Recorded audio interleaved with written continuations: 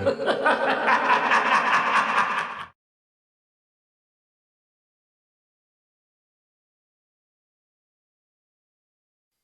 over 1,000 generations, the Jedi Knights were the guardians of peace and justice in the Old Republic. Before the Dark Times. Before the Empire. Darth Sidious, publicly known as Sheev Palpatine, was secret apprentice of the Sith Lord, Darth Plagueis the Wise, worked with his master to uncover the secrets to immortality for many years. Plagueis ultimately discovered a secret to cheat death, which Sidious later stole, the ability to transfer his consciousness to another body, using host bodies as vessels. After Plagueis taught Sidious all that he knew, Palpatine believed his master had outlived his usefulness. In an act of treachery, Sidious murdered his master in his sleep. Plotting to supplant the Galactic Republic with a new Sith Empire, as well as destroying the Jedi Order, Sidious orchestrated the Trade Federation invasion of his home planet Naboo, so that he would take the position of Supreme Chancellor of the Galactic Republic. Once successful, Sidious moved on to the next phase of his plan. Sidious ordered Darth Tyrannus, publicly known as Fallen Jedi Count Dooku, to arrange the death of Jedi Master Sifo Dyas, and secretly take control of a clone army he had commissioned before.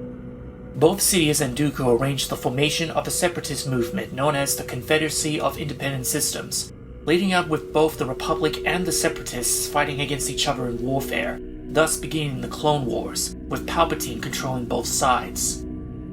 Seducing Anakin Skywalker to the dark side with the promise of saving his wife Padme Amidala with the knowledge he acquired from his former master Plagueis the Wise, Sidious orders Anakin, now known as Darth Vader, to lead an attack on the Jedi Temple, while the Dark Lord issues a command to all clone troopers, triggering their inhibitor chips to execute Order 66, killing a majority of Jedi throughout the galaxy, and thus ending the Jedi Order.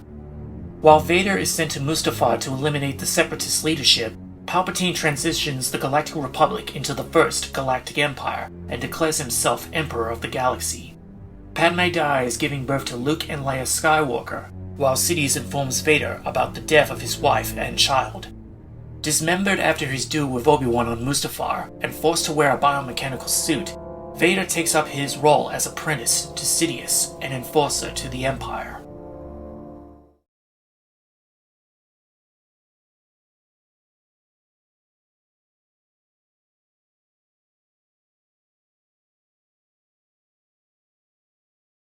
The dark side of the Force is a pathway to many abilities some consider to be unnatural.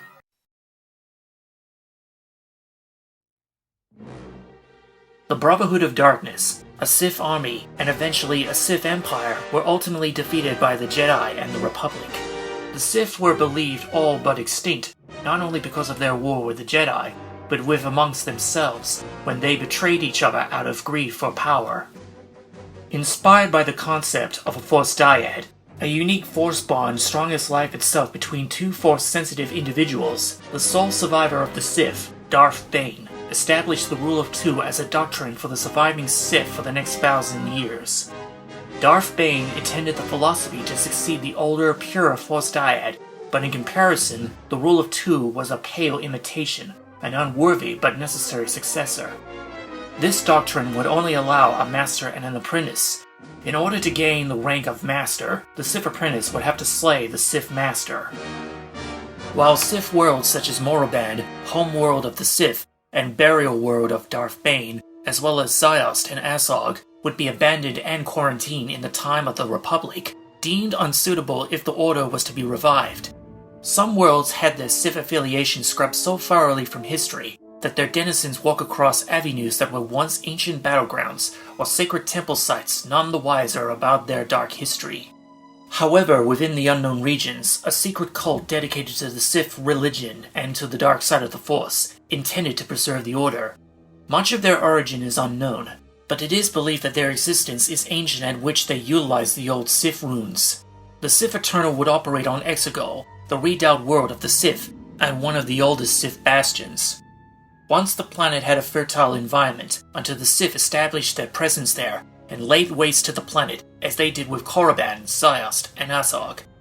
Among the changes they made was the creation of massive underground shipyard forges, which at the time were used during the old Sith Wars. Under their rule, a Sith citadel was built for meetings and rituals to be conducted within, while Sith loyalists excavated the world's large and deep planetary fissures in hopes of reaching a transported vergence believed to lie beneath the planet's surface. Exegol, by way of contrast, is shielded by the impenetrable veil of the unknown regions, providing the Sith loyalists a safe haven far from prying eyes. Sith wayfinders, one for a master and another for an apprentice, would provide those who held them a way to Exegol. Advisor to Emperor Palpatine, Uktashu said that Palpatine believed that the power of the dark side originated somewhere within the unknown regions. 2 years after Palpatine was voted Supreme Chancellor of the Galactic Republic, his advisors built laboratories and communication stations around the edges of the galaxy. Sidious and Tashu traveled to the inner rim planet Jakku, which lay at the edges of the unknown regions, with a number of excavation droids. The droids' purpose was to build an observatory with its eye toward the unknown regions, the first of many such installations. The observatories was meant to house ancient Sith relics and calculate coordinates through the unknown regions, using ancient navigational computers, as the unknown regions itself is a labyrinth of gravity wells, solar storms, and things not known to those who lived in the known galaxy. An additional purpose of the excavation droids was to drill a hole straight to the planet core, for a much more nefarious purpose.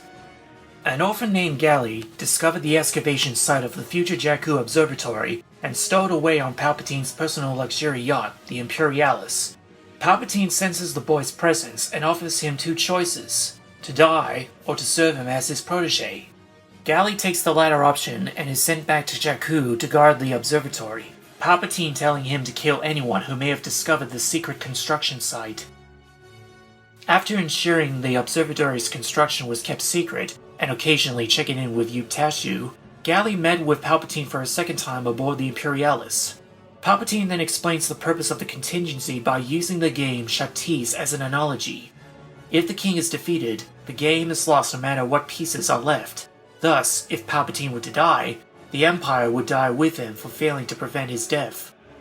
Satisfied with Gali's service and potential, Palpatine tasked Gali with executing the contingency in the event of his death. After being promoted into the Imperial Naval Intelligence Service, and eventually rising to the rank of Fleet Admiral, Gali chose to adopt the name Gallius Rax. After the rise of the Galactic Empire, Emperor Palpatine withdrew himself from public view, leaving the running of his regime to his underlings, thus allowing him to focus on Sith Arcana, as well as his intentions of achieving immortality. No one except Darth Vader, along with a select few, knew of Palpatine's Sith affiliation. Palpatine dispatches various teams, beacons, and probe droids to scout the unknown regions, many of them failing to return. However, efforts of those that returned provided information to create a safe route through the uncharted territory.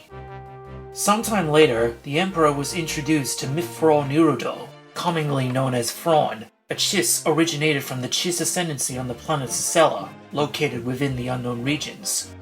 Brought by Captain Voss of the Venator Star Destroyer Strikefast, Thrawn informs Palpatine of mysterious threats in the unknown regions, offering his services as an advisor on matters not only of said threats, but also of the unknown regions, in exchange for an alliance between the Chiss and the Empire. Palpatine accepts, offering Thrawn a role in the Imperial Navy.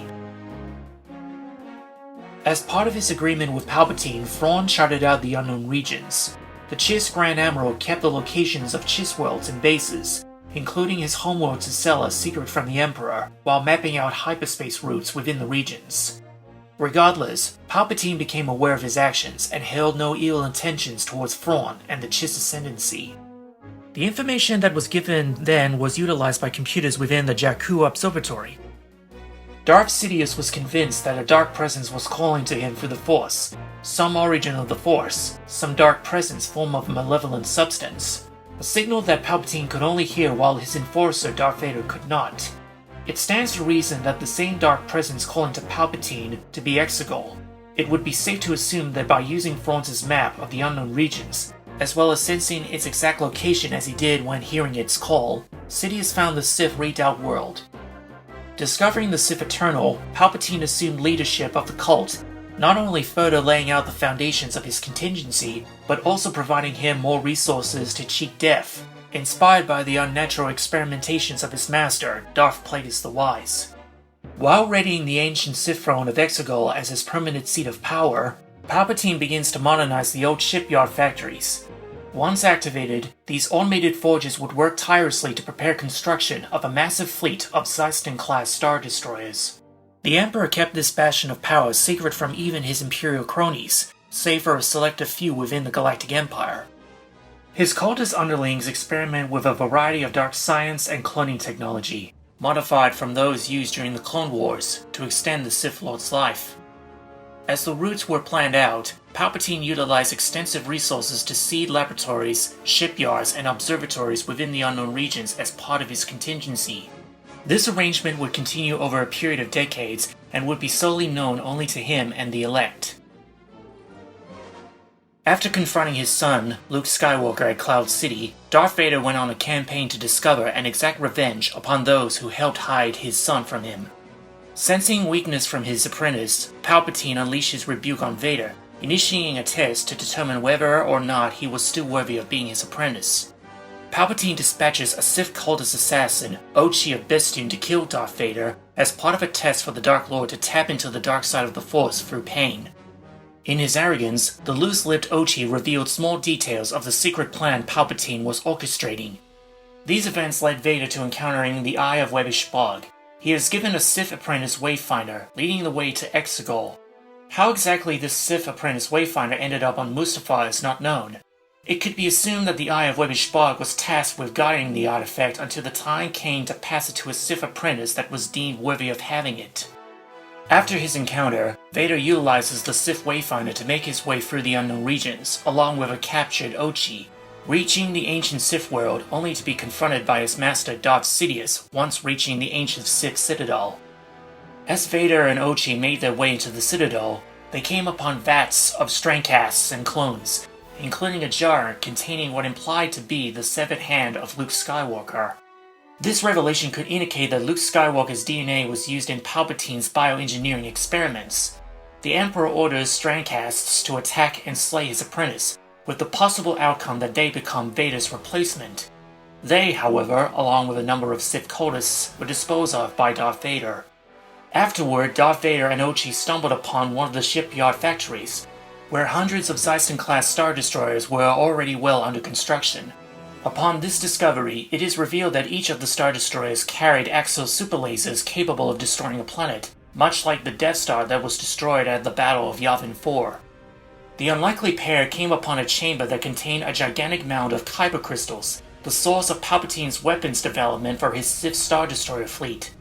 As more Sith cultists drilled into the kyber crystal, causing it pain, it released a massive burst of fire and wailing, sending the cultists back and burning Ochi's eyes.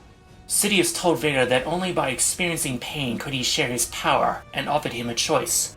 A greatly weakened and hurt Vader chose to remain by Palpatine's side, convinced of the power Palpatine wielded, despite having a vision of his son, Luke telling him he was destined to destroy Sidious. Vader leaves his Sith apprentice Wayfinder in his castle, Fortress Vader, on Mustafar, while Emperor Palpatine himself kept his Wayfinder in storage in his command tower on the second Death Star, which at the time was under construction over the forest moon of Endor. Palpatine orchestrates the theft of the second Death Star's plans in order to deceive the Rebel Alliance into gathering all of their forces and lure them into a trap, with the seemingly unoperational and half-finished Death Star as the bait.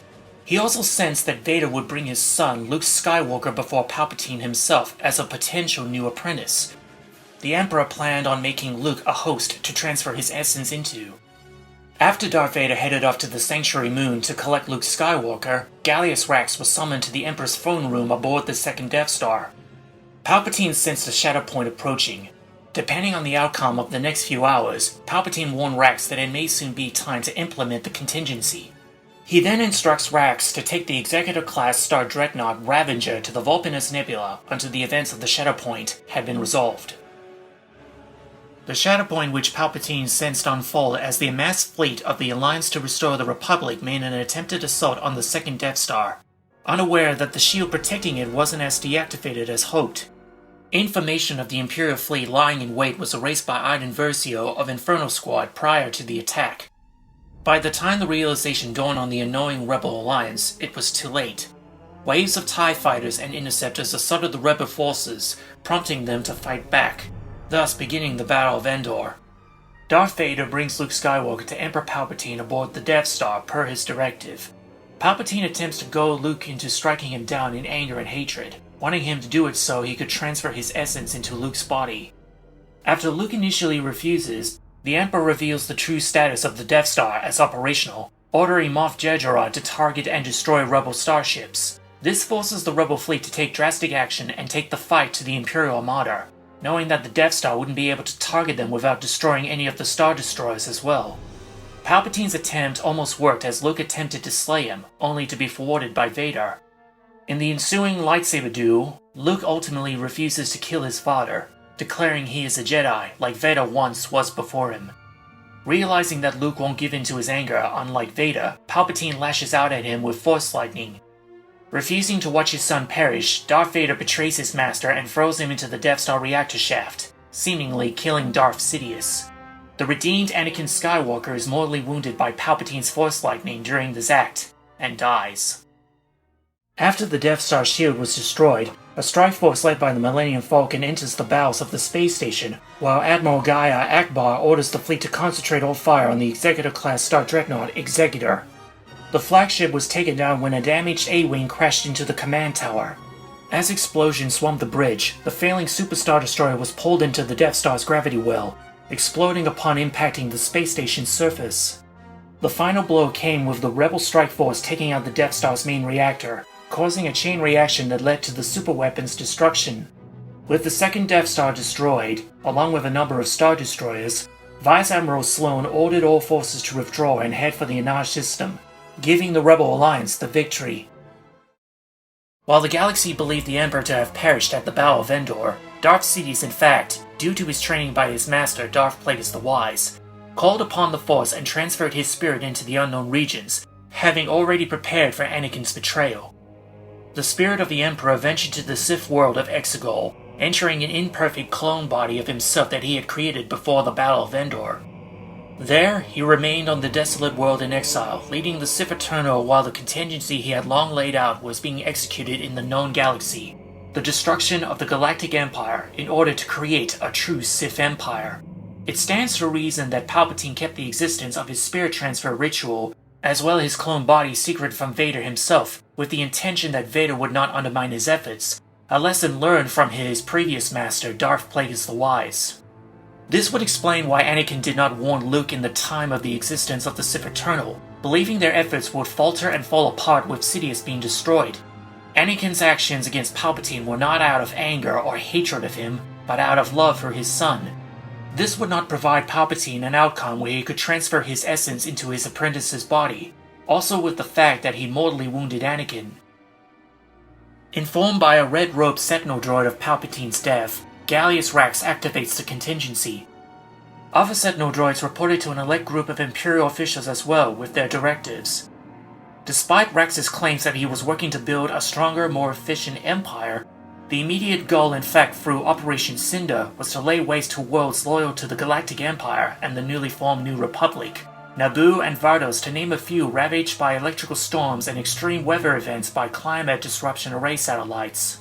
Knowing that there were those whose loyalty to the Empire was wavered to no place within the new Empire, Rax took on the codename The Operator, feeding intelligence to the newly formed fledgling New Republic in order to undermine the Empire, forcing Grand Vizier Masamita to serve as a figurehead in Rax's regime and having newly appointed Grand Admiral Ray Sloane as its public head. This would also remove any of the weaker elements of the Empire and save the ones that were considered vital to the contingency.